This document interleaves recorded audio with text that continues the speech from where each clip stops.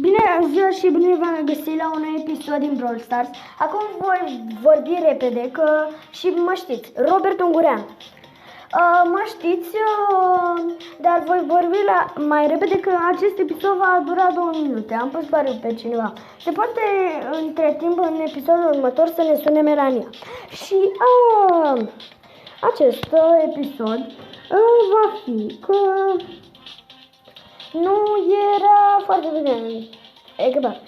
Și acum o să vă dau Robert, uitați aici. Și acesta, nu mai am timp să vă explic membrii echipei clubului, Dania, dacă vreți. Și acum ne vom apuca să facem trofeele, rang 20.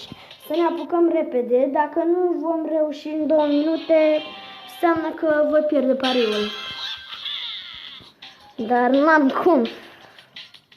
Deci, acum vom începe să dăm aici.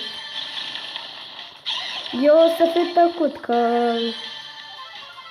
o să fiu ocupat să câștig și mă cam doare glasul.